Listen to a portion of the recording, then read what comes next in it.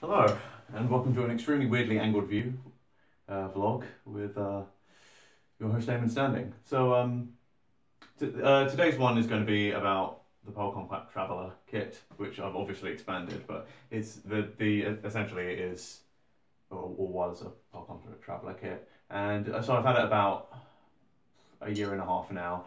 So I thought it would be a good time to do a kind of little review of how I'm getting on with it. And as a like kind of disclaimer, I'm not really a drummer, but I had to learn drums to demonstrate them when I was working for Roland, so I figured it would be a shame to let that go to waste. So if I do a little rundown of what we got here, almost all the hardware is Mapex Tornado. There's a weird 6-inch, 12 by 6 inch snare with a Evans EC2 on the top and something else on the bottom. Snare like off eBay.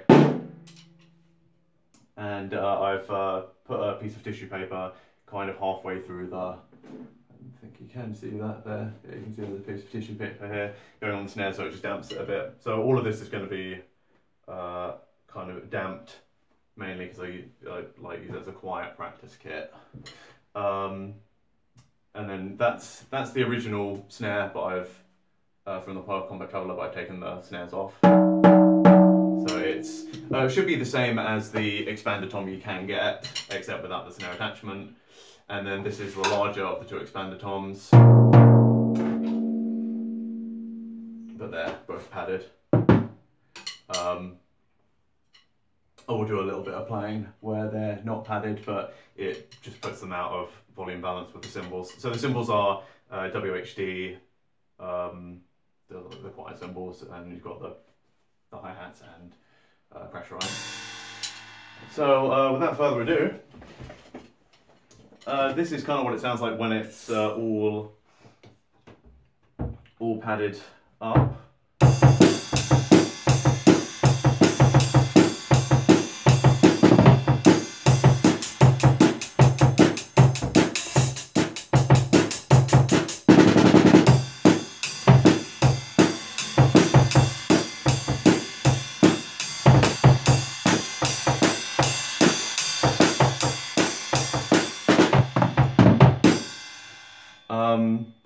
So that, yeah, it's got a nice sound. I quite like how, if you haven't noticed, it is set up to basically be a 606, but in incarnate form. But another little tip that I'd say is that with the WHD cymbals, I put a little bit of toilet paper just between the two cymbals, because otherwise sometimes you get a bit of a weird sizzle that I don't like. It really depends on how it's set up on the stand, but it stops it happening.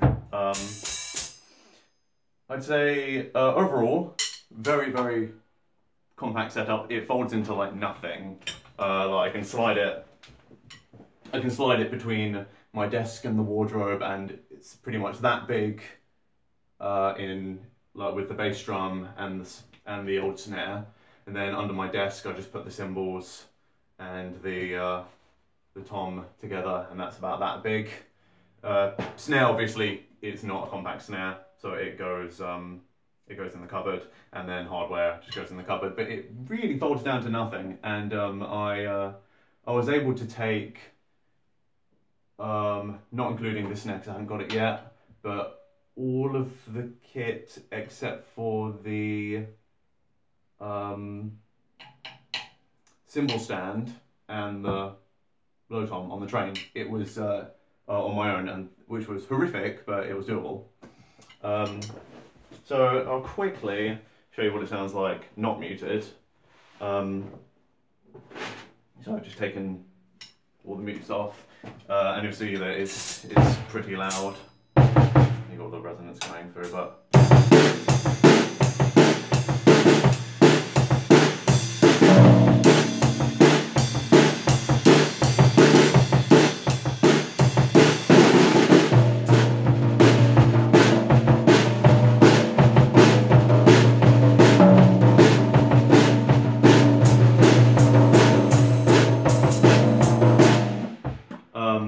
and I'll also note that I've stuffed a t-shirt in the back of, like, on the back of the bass drum, just to deaden some of the sound. But that's pretty much the Pearl Compact Traveller. I like it. I'd recommend it to anyone who's looking for a really small kit, as in space-wise. And I'd definitely say it does the volume right, and it probably works pretty well for smaller gigs. Obviously, because it's single skin for toms and bass drum, you don't really get as much control over your adjustment of the sound in terms of tuning them. But a bit of moon gel or something would probably do fine. And like towed there, it's speaking volume, so I can happily talk over this and you can probably still hear me. But if you really want to hammer out, then you could go to like a good practice level without having to use a PA for vocals, so that's nice. I like these cymbals. They've got a nice sound. They don't sound especially like they're not cymbals. And the hardware's fine. It's cheap, easy to find wherever you need to go. So yeah, that's the Pearl Compact Traveller. And yeah, I just hope to get a bit better at drumming. And yeah.